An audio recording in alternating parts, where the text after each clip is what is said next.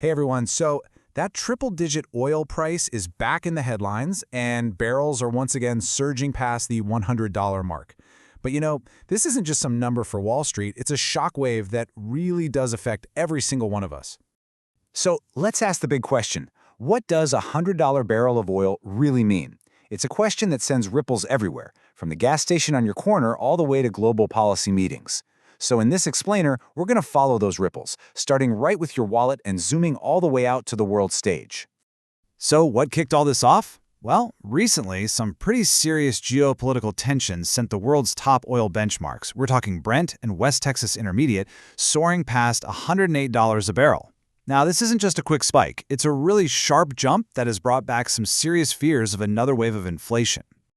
Okay, to really understand the whole story, we have to start where the impact is felt first and, honestly, the fastest. And yeah, we're talking about the direct hit to your everyday expenses.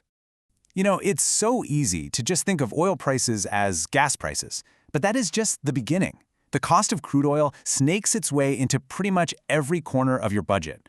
From how you get around to the food you eat, and yeah, even the clothes you wear. Let's break it down. The most obvious sign, of course, is right there at the pump. The average price for gas in the US jumped to around $3.40 a gallon, and that was up from under $3 just a month earlier. And that's just the start of the chain reaction, right?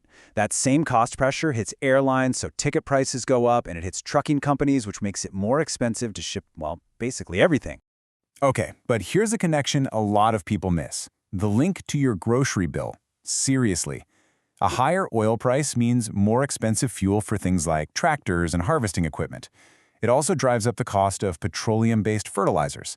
And then, finally, it costs more to move the food from the farm to the factory and then from the factory to your local store. And it goes even deeper than that. Crude oil is the raw material for something called petrochemicals. And what are those? Well, think of them as the basic building blocks for plastics. That means everything from your kids' toys to food containers just gets more expensive to make. They're also used to create synthetic fabrics like polyester and nylon, so yeah, even the price of your clothes can feel the pinch. So that's the impact on your wallet. Now let's zoom out a little and look at how this creates a much more complicated story for the US economy, because it's really not as simple as it used to be. And here's why. This is the real game changer. Thanks to the whole shale revolution, the US has gone from being a vulnerable oil importer to the world's dominant producer, pumping out nearly 13.3 million barrels every single day. This creates what people call a shale buffer, and it fundamentally changes how an oil shock hits the country. So you get this crucial split personality. On one hand, you have consumer pain. Every single household in the country feels those higher costs, and that can really drag down the economy. But on the other hand, you have producer gain. That same high price acts like a direct economic boost for energy states like Texas, New Mexico, and North Dakota, which drives investment and creates a lot of high-paying jobs. This whole situation makes the U.S. economy way more resilient to these shocks than it was in the past. All right, now let's take our final zoom out. This price spike isn't happening in a vacuum. It's happening right as the world's top energy experts are having this major, high-stakes debate about where our energy future is actually going. Now, to understand this whole debate, you have to know about the IEA, the International Energy Agency. Their forecasts, especially their annual World Energy Outlook, they influence trillions of dollars in global investment and government policy. They are, for all intents and purposes, the gold standard. But for the last few years, a major criticism started to pop up.